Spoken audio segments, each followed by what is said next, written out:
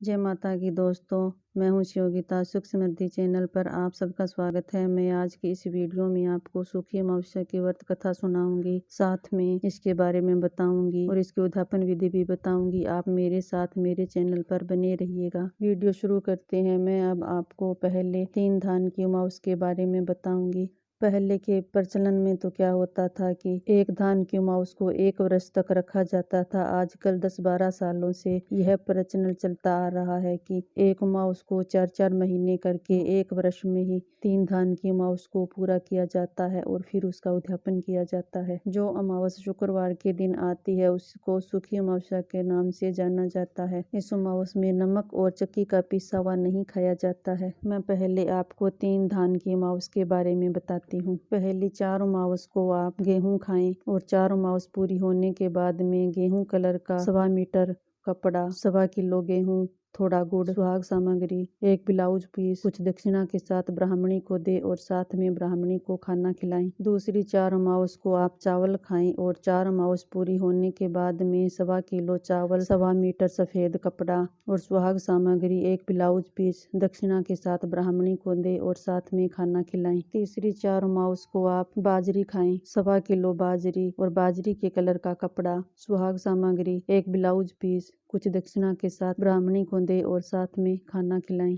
इसी तरह से 3 धान की अमावस्या करें। अगर आप चाहे तो ऐसे साथ में उद्यापन कर सकते हो, नहीं तो आप 3 धान की अमावस्या करने के बाद में ही उद्यापन कर सकते हो। अब मैं आपको 5 धान की अमावस्या के बारे में बताती हूँ। पहली 4 अमावस्या को आप गेहूं खाएं और 4 अमावस्या पूरी होने के बाद में गेहूं के कलर का 1.25 मीटर कपड़ा, 1.25 किलो गेहूं, थोड़ा गुड़, सुहाग सामग्री, 1 ब्लाउज पीस कुछ दक्षिणा के साथ ब्राह्मणी को दे और साथ में ब्राह्मणी को खाना खिलाएं। दूसरी 4 अमावस्या को चावल खाएं। 4 अमावस्या पूरी होने के बाद में 1.25 किलो चावल, 1.25 मीटर कपड़ा, सुहाग सामग्री, 1 ब्लाउज पीस कुछ दक्षिणा के साथ ब्राह्मणी को दे और साथ में खाना खिलाएं। तीसरी 4 अमावस्या को आप चना खाएं। 4 अमावस्या पूरी होने के बाद में चने के कलर का कपड़ा, 1.25 किलो चना, सुहाग सामग्री, 1 ब्लाउज पीस कुछ दक्षिणा के साथ ब्राह्मणी को दे और साथ में खाना खिलाएं। चौथी 4 अमावस्या को मूंग खाएं और 4 अमावस्या पूरी होने के बाद में 1.25 किलो मूंग के कलर का 1.25 मीटर कपड़ा, सुहाग सामग्री, 1 ब्लाउज पीस कुछ दक्षिणा के साथ ब्राह्मणी को दे और साथ में खाना खिलाएं। पांचवी जो 4 अमावस्या को बाजरी खाएं और बाजरी के कलर का 1.25 मीटर कपड़ा, 1.25 किलो बाजरी, सुहाग सामग्री, 1 ब्लाउज पीस कुछ दक्षिणा के साथ ब्राह्मणी को दे और साथ में खाना खिलाएं। इसी तरह से आप 5 धान की अमावस्या कर सकते हो।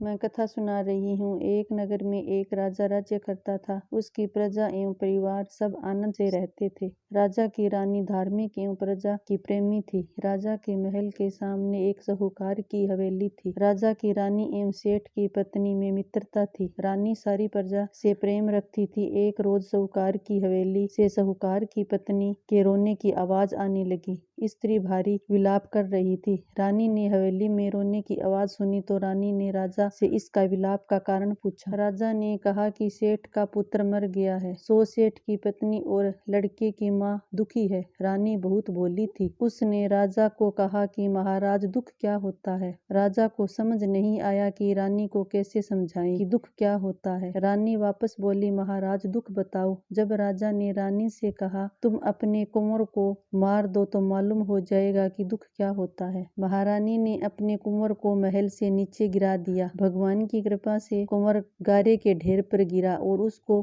खरोंच तक नहीं आई। रानी अपने कुंवर को देखकर नीचे आ रही कि कुंवर को सामने से देखा। यह देखा कि राजा भी दंग रह गया कि इतने ऊपर से गिरने के बाद भी कुंवर को कुछ नहीं हुआ। रानी ने राजा से वापस पूछा, महाराज दुख क्या होता है, बताओ। उस समय पड़ोसी राज्य के राजा के सैनिक युद्ध कर रहे थे। राजा ने रानी से कहा कि मैं अब लड़ाई में अकेला जा रहा हूँ। जब तुम्हें मेरे मरने का समाचार सुनेगी तो तुम्हें दुख का एहसास हो जाएगा। राजा ने युद्ध के लिए प्रस्थान किया, लेकिन भगवान और अमावस माँ की कृपा से लड़ाई जीतकर राजा घर आया।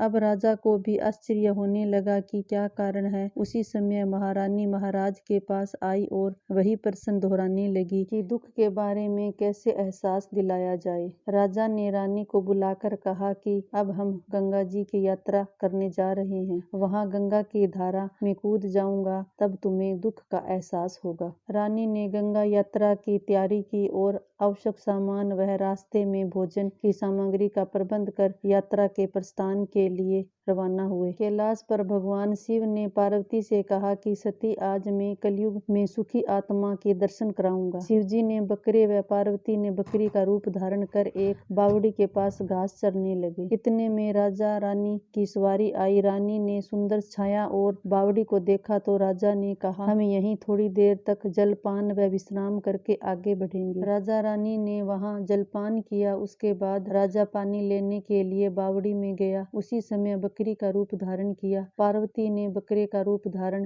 किए शिवजी से पूछा कि स्वामी, इस रानी को दुख देखना है, मगर इसे दुख क्यों नहीं मिलता। रानी ने बकरे व बकरी को मनुष्य की भाषा में बोलते हुए सुना। उसने गौर से सुना कि बकरा बकरी से कहता है कि इसने सुख अमावस का व्रत किया था, इस जन्म में रानी बनी और सुख का आनंद ले रही है। सती, यह राजा गंगा में भी नहीं मरेगा। रानी ने उसकी बात सुनी। तभी राजा पानी लेकर आया तो रानी ने राजा को वह सारी घटना सुनाई और वापिस अपनी नगरी को चल दिए। राजा ने अपनी राज्य में प्रजा को सुख अमावस का व्रत करने की आज्ञा दी। राजा हर अमावस को अमावस माँ की पूजा करता और कथा सुनाता। यह व्रत जिस दिन शुक्रवार हो उस दिन से अमावस रखना प्रारंभ की जाती है। कहानी संपन्न हुई। मेरी छोटी सी वीडियो पसंद आई होगी तो आप मेरे चैनल को सब्सक्राइब करें, साथ में बेल आइकन को दबाएं, जिससे हर नई वीडियो की नोटिफिकेशन आपके पास सबसे पहले पहुंच सके। Thank you.